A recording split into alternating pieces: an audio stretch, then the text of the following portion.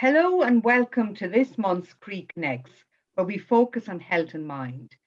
My name is Mairead Lavery and I've spent the past 21 years working for the Farmers Journal. I recently retired but still contribute, and this morning I'm talking to you from our farm in West Limerick. It's a messy kind of morning and a lot of work to be done. I have a very distinguished panel here to talk about the whole area of health and mind. And the first person I'd like to introduce is Dr. Jeananne Garavan, who is a clinical psychologist. And Jeananne has really worked extensively in adult mental health services in Mayo, and she's been working in that area since 2003. Dr. Lisa Hynes works with Croí. She's brand new to the job, only 3 weeks in, so she's at a bit of a deep end here, right? So we're throwing you into the deep end. And a man who will need no introduction to very many farmers in Mayo and all around the country. Delighted to welcome George Graham from County Wexford, a world champion sheep shearer, holder of numerous titles as well, and who's been very involved in telling his own story about depression and getting the message across that it's okay to talk. And I think that's certainly very important in these days. And George, perhaps maybe if we could start with you. The recent figures produced by Behaviour and Attitudes were actually quite startling. They showed that 25% of farmers would have difficulty discussing their personal problems versus 14% of people in urban areas. They said that the report found that 58% of people or farmers were under stress versus 43% in 2013. That's a huge jump in numbers. It said that farmers were least likely, only 31% of them, to talk to friends or neighbours about their depression versus 49% in the urban population. So, George, if I could start with you, is there a stigma around talking about mental health within the farming community? Is that still there? Yes, without it's still there. I think it's still a big problem, and there's many reasons for it. As a farmer, you don't want your neighbour to know anything. You're supposed to be, we're all human beings, but you're supposed to be big and strong, you're a hardy farmer, this type of thing, and you want to try keep that image up there. And that's why you don't want to talk about it. You don't want to let the neighbours know you're afraid somebody is going to say you're in bad form, not feeling well, physically, mentally, whatever way it might be. It's certainly a very big problem. I mean, I have spoken to people maybe the middle of the day, not able to get out of bed, but nobody could know. They couldn't talk to anybody about that. So it is a serious problem out there. I mean, we're brought up that way. We're supposed to be hard. That was kind of maybe driven into us over the years, and it's still there. But it's always the fear of the neighbour knowing or somebody knowing, somebody talking about it. We can't handle that. We can't talk to anybody. And of course, isolation, loneliness and all that is a big problem as well. And that's been compounded by COVID. But I also think the whole area of the book stops with the farmer. I mean, there's nobody to blame. If he gets it wrong, the blame is on him. It's there for all the neighbours to see. And I think that's a huge responsibility that some people are not able to manage as well as others. Yes, certainly without a doubt. And farming has changed drastically as well. It used to be if you're a good stockman, a good tillage man or whatever, you're a good farmer, could make money. You can be a very good tillage farmer, a very good stockman now, but if you don't have your books and do your books and keep your up to date, you're going nowhere. So it's completely different. You're actually far better now in farming to take a day a week off to get your book work and keep your office in order than just work. You can work and not go anywhere. It's so important to get the paperwork right in farming. It has drastically changed, and that puts a lot of pressure on people because it's very hard to do two things. And we always end up trying to do our book work and do our accounts and stuff at night or when we're tired, when we actually should be resting or sleeping. So it creates extra pressure. Okay. Jeananne, can I turn the next question towards you? We think of mental health problems in terms of anxiety and depression, but what exactly is anxiety or depression? Are they different? Are they the same thing? And you know,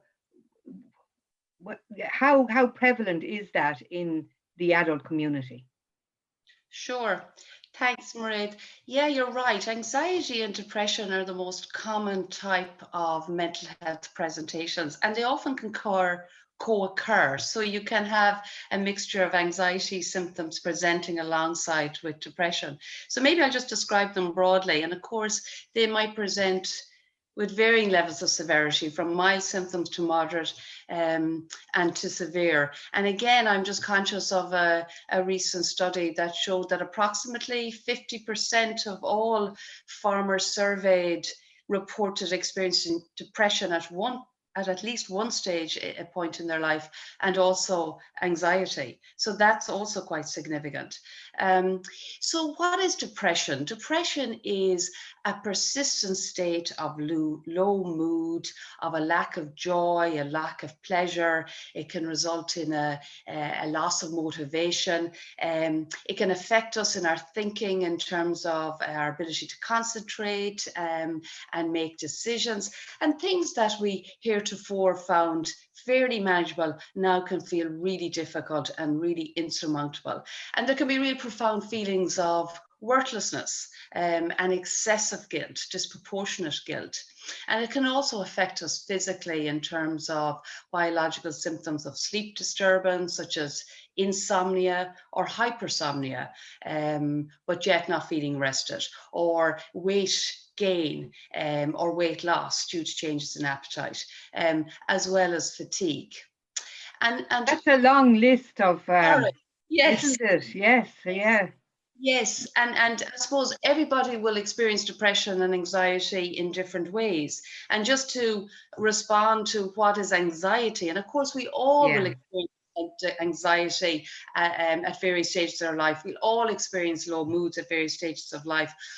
But usually, if they're transient or if we can access our own support networks to work through them, then they will typically resolve. But when they're interfering with our quality of life, with our capacity to function occupationally, socially, and in terms of how we look after ourselves, then we need to really take stock and access support. So anxiety, just to complete the question, anxiety is a real state of ongoing agitation, restlessness, and we can be worrisome, brooding. There's a sense of foreboding. We're always fearful that something really bad is going to happen, and we're constantly on edge, and it's difficult for us to unwind and relax. And they too can have, anxiety too can affect our sleep and eating pattern. And then alongside that kind of free-floating generalized anxiety,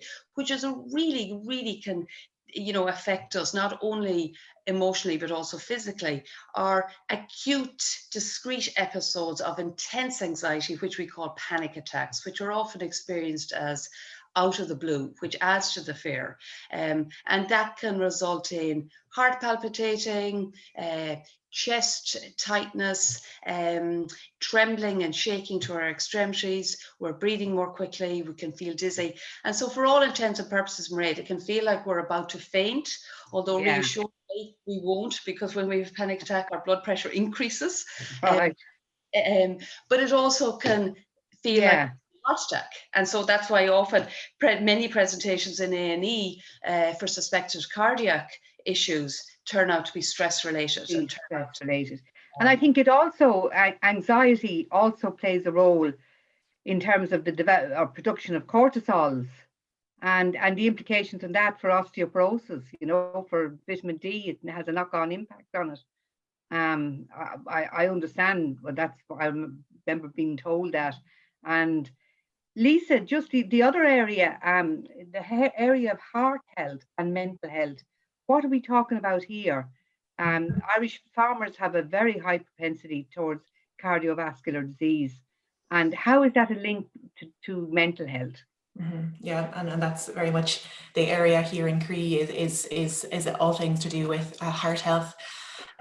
So there is a very real connection between our thoughts and our feelings, the activities of our mind and our physical body. So it's kind of a historic thing that we might see our body and our mind as being kind of separate and not very connected, but that really isn't the case. And more we're really good getting back to that truth, that true knowledge that our bodies and minds are very connected. And, you know, the speakers so far have touched on that relationship. If you have a lot in your mind, your sleep is going to be affected. You know, the way if you have a few days of holidays, you invariably get a sore throat or the sniffles. You know, when you get that bit of a break, you might even find that if you have a lot of stress, you know, your back pain might be worse, or you might have a cut in your finger that takes a little bit longer to heal. We know that our bodies and minds are connected. We experience it all the time. And that relationship, you could say, between, say, our mental health and our mental experience and our physical health has kind of two main pathways. So, you know, you touched there on cortisol. If we have a lot going on in our lives, and maybe a lot of stress, the stress can, you know, start a response in your body that we know is a stress response that has to do with the production of cortisol, gets our body going, raises the heart rate, those kinds of things in order to be able to respond to things in our lives. But being in that stress response a lot, which is a very common feature of daily life, you have a huge long task list, stuff comes up, you have to deal with your family, you have to deal with the bills. So we can be in that stress response a lot, which can be helpful because it focuses us. But if we're there too much, you have a lot of chemicals going around in your body more than they are supposed to be. And that can have an impact on your heart health over an extended period of time, because it influences things like your blood pressure. And it also has an influence on, say, your digestion and other things that go on in your body, because when you're in the stress response, other things are needed less. So there can be a knock-on effect in that way. And also I'm sorry, Mairead. No, I'm just saying it's not, you know, it's not something you automatically think of there being a linkage between heart health and mental health. Absolutely. I mean, our heart is working away there for us all the time. So if you know, because of that connection between our mind and our body, our thoughts are having an influence on the activity of our heart, and it mightn't always be necessary. And that's where stress management can come in. But the other element there, I suppose, of the relationship between the mind and the body is, as well as that stress response and the stuff going on inside your body, you also might make some different decisions if you are feeling quite stressed and are maybe a bit overwhelmed, maybe a little bit too often. You might decide to maybe make a choice for your lunch or your dinner that's not the healthy choice that you want to be making. You might need to just, you know, grab something quick, or maybe you're not feeling that well, so you choose the kind of more comfort option. You choose a bag of chips over the more balanced meal. People tend to smoke cigarettes or consume alcohol more when they're feeling stressed. So we can all relate to those, you know, things that you do to make yourself feel better in the moment. So those are two pathways that the way that you're thinking and feeling kind of has a direct impact. And, of course, absolutely. Or maybe choose the couch instead of your exercise, which is fine sometimes, because sometimes we do need to comfort ourselves. But if that's happening all the time, that can have an influence on your day-to-day life and your health. Okay. Thank you, Lisa. George, we're now as farmers facing into the busiest time of the year, even whether it's tillage, dairying, sheep. You know, the cows are calving, the sheep are lambing, the field are being ploughed. It's very stressful time, and you know, the loss of a calf, you know, just, you know, born dead or a difficult calving is something that can really impact on farmers. You know, because that's their income, that's a big portion of their profit if you bring that animal to maturity. How does that impact on the mental health of farmers? The sheer day-to-day work, and you know, the challenges that emerge during that work, the long days, the night, the interrupted sleep. Like, you know, every year farmers have new babies, and everyone knows what a new baby is like around the place. And you know, they go through that every year with interrupted sleep at night. And then you have the farmers who are working part-time, who work at home in the dark, literally morning and night, before the sun comes up and after the sun goes down, because they're holding down a day job as well. All of that, how is that impacting the mental health of farmers, do you think, George? Yes, I think it has a massive impact. I mean, the springtime of the year, a beautiful time of the year, a lot of change. But for farmers, cows calving, sheep lambing, and it's also the tillage time. But just look at one thing. There's a lot of farmers now with a scarcity of labour. You could have a tractor in the yard worth 100,000, but there's nobody to drive it. That's a problem. And going to be a big problem. To get an extra staff in to help you with lambing or calving, and a lot of farmers will try push on to the very last and won't look for help until it's too late to help themselves in and not then before they look for the help. So when somebody does come in to help them, then the farmer's a little bit aggro because he's been overdoing it, no sleep, no rest, too much on his mind, just can't handle the situation. So you have two people not bonding together, which is very, very difficult. You have farmers working 18, 20 hours a day, you're going to lose stock. And farmers, we'll just talk about a dairy farmer, for instance, going out to milk the cows in the morning. If you're going to work in a factory or another business, you go into your job and you do it. If there's a problem, you call a foreman, you call a security man, you call whoever they sort it out. You're going out, now you find a cow calving. 9 times out of 10, that may be over. 10 times it's a problem. It may end up to be a cesarean. Instead of you starting to milk at 7 o'clock in the morning, you may have to call the vet. There may have to be a cesarean done. You mightn't get to start milking till 11 o'clock in the day. Maybe that calf, it won't be all successful. Maybe a dead calf. This is going to affect everybody. You have the same in lambing, and it goes on and it goes on and it goes on. But one thing I will say to farmers in that situation, if you do get 1 hour that you have, make sure and get that rest. If it's just to sit down or relax for 1 hour, you have to make use of every possible you can get under this pressure. And that's going to go on for a couple of months. It's quite a long time. 7 days a week, it's not 5 days a week, it's 7 days a week, non-stop. Yes. Seriously stressful for farmers, a lovely time, but very, very stressful. And if you don't save those animals in the springtime, you don't have them to sell in the autumn time or the next year. Yeah. So there's a fallback effect all the time. So there's a lot of pressure. Yeah, thank you, George. Jeananne, what can farmers do differently to manage that stress? Yeah, I mean, it's really important just to acknowledge, and I really commend George on being on really acknowledging and doing so there, just the extent of the stress levels, and it's just so overwhelming. It's all consuming, it's unrelenting. And in fact, when you were talking there, I'm not a farmer, but I'm a mother, and you just reminded me of that all consuming of early motherhood.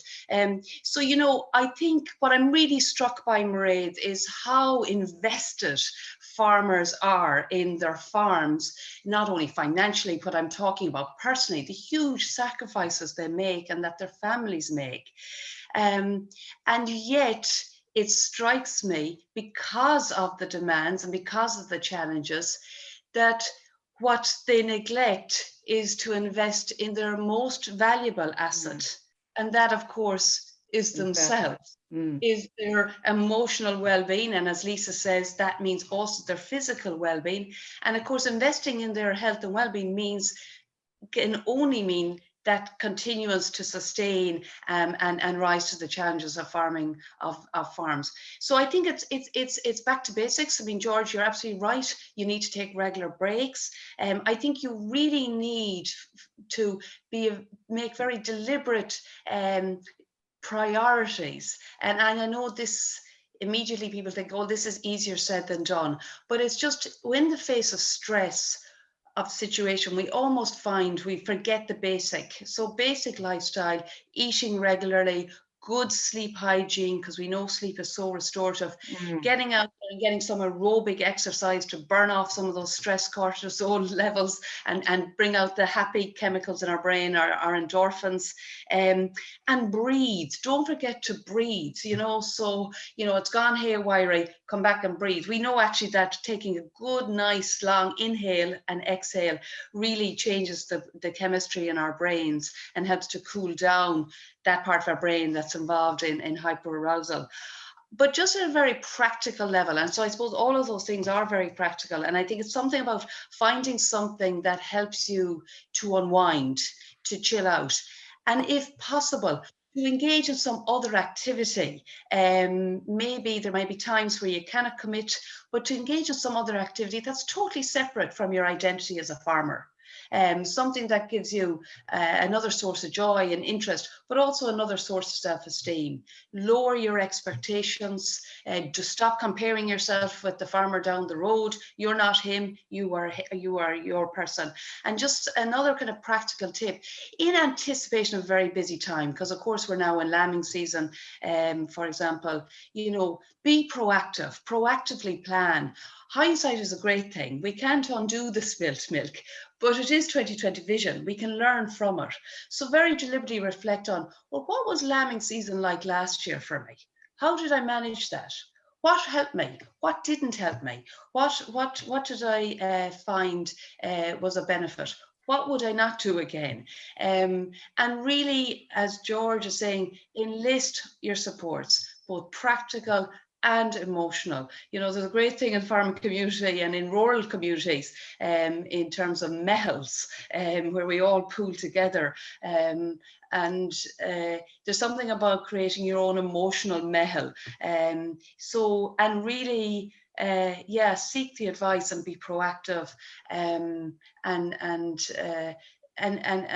prioritize your own mental health. Can I add a tiny bit to that by saying that we're kind of almost exercising and building up a muscle when it comes to these kinds of coping skills and ways to approach stress. You know, if things that Jeananne described there sound new to you or you're not so sure about it, pick one or two and put them into action. Make them your own. Experience the benefit that they may or may not bring to you. In order to build up that emotional mehel that Jeananne described. It can sound overwhelming to try something different, but it is about the trying and the putting one thing at a time back to basics into place. It's not about overhauling things, but just building up gradually, one step at a time, your emotional mehel. Yeah, just, absolutely. I could add to one little bit there, please. Yeah, just on that as well, there's so much isolation and loneliness. There are a lot of families now, there may be a husband, wife, partner out working, the farmers at home. I will often meet farmers and you speak to them 2-3 o'clock in the afternoon. Oh, I'm extremely busy, I'm under a lot of pressure this weather. I got up at 6 o'clock this morning, I had a quick cup of tea, not a full breakfast, and they're at 3 o'clock and I hadn't time to get a cup of tea around the weekends. I have drive cheap in car without petrol or diesel. It didn't work for me. If you don't your own body and look after, you have a lot more pressure, both mentally and physically, and you're a lot more prone to farm accidents. These are very, very important. It's the very same with your own body when it comes to general. Every year, if we have a car or a Jeep, whatever, we have to get a test on it and pay for it. We can't give a half hour 365 days a year to get our own health check. It's so important, and that gives you peace of mind, both physically and mentally, not just for yourself, but for your family as well.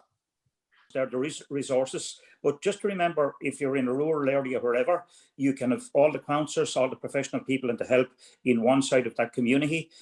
They cannot come to the person with the problem. You have to always go. Remember, take that first step. There's no shame in ask. There's no shame in that you have a problem. Don't be afraid to ask. I'll never like using the word impossible, but a lot of cases you do need a little bit of help to get through these things, but the help is there, but you have to take that first step and go look for it.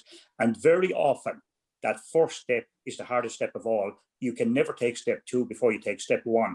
And remember, just 2 little points I would like to mention. The 3 most important things of life, if you can get these right, you cross most bridges in life. Be safe, peace of mind, and your health. And the other one, remember, the most important gift you can give anybody is your time. George, I'm conscious there are a number of resources within the farming organisations themselves. Do you want to comment on that before I talk about what's here locally for Mayo?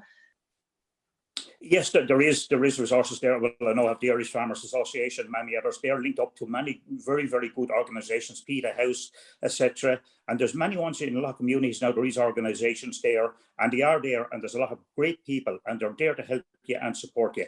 Do not be afraid. There's no shame in reaching out for help. There's no shame in that. So reach out for help, talk to somebody. And the other great thing, now we can't do it at the moment with COVID, but when you get a chance, if somebody asks you to have a cup of tea, there can be a lot of things discussed and helped over a cup of tea. And you never know, it might be the person you're asking in for the cup of tea that wants to have the chat. It mightn't be you, but never refuse that cup of tea. It can be so important. It doesn't cost a lot. And we're very, very good at it in Ireland. But there is help out there, and don't be afraid to look for it. Absolutely, George. And if I can just follow on with that, and I think, I really think our own Teagasc advisors here in Mayo just are doing stellar work in terms of promoting and advocating mental health awareness. And I think for any of our farmer community viewers today, I think they can model this by, in Ireland, we have this tendency to ask each other, so how are you? And you say, sure, I'm grand. And she may not be grand at all. And I think it may be about very deliberately, explicitly asking, so guys, George, it's lambing season. How are your stress levels?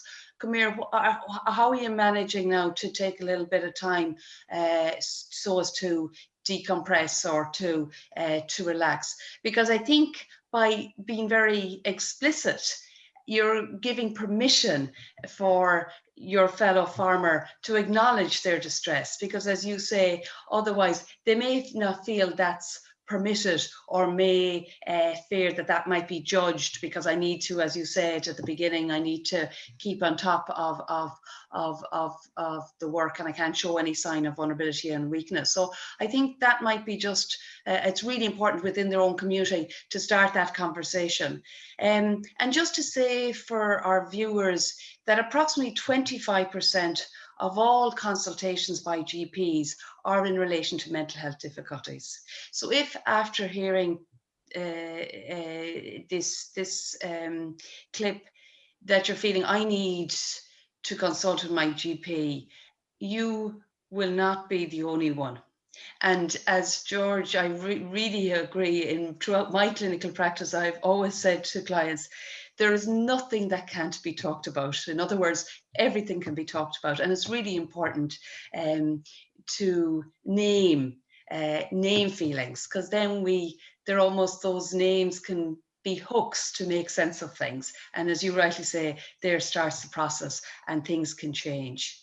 In terms of accessing supports in Mayo, the first protocol is your GP, and the GPs are very well versed in determining, depending on how you're presenting, whether you need services at a primary care level or at a secondary care level.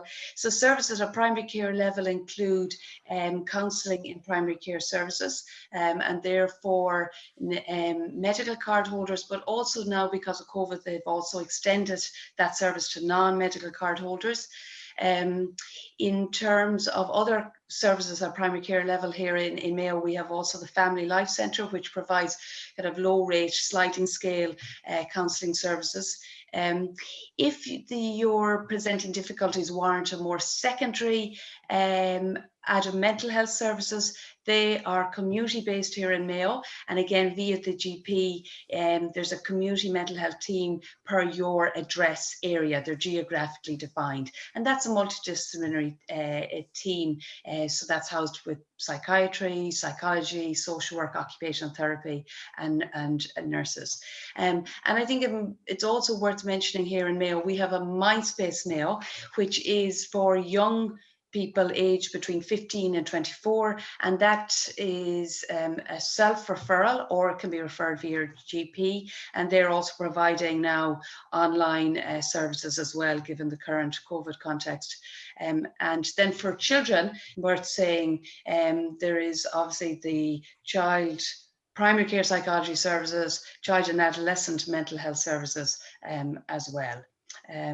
So I absolutely reiterate, it's okay to feel not okay, but not okay to avoid it, and don't suffer in silence. And we're nothing but human, which means we are vulnerable, and mental health is such an intrinsic part to our humanity, and look after it. So I'm back. Can I thank our contributors this morning, George, Jeananne and Lisa, for a really interesting talk at a very critical time for the farming community. We're heading into the busy season. There's going to be no time for rest. There's so much responsibility on people's shoulders, and they take it on themselves. So, follow the advice of these people. They know what they're talking about, and get the resources from Croí. There's plenty more than what we've been speaking about this morning. So thank you everyone for listening, and thank you very much, panel, for contributing so much of your time and your knowledge to this chat. Thank you.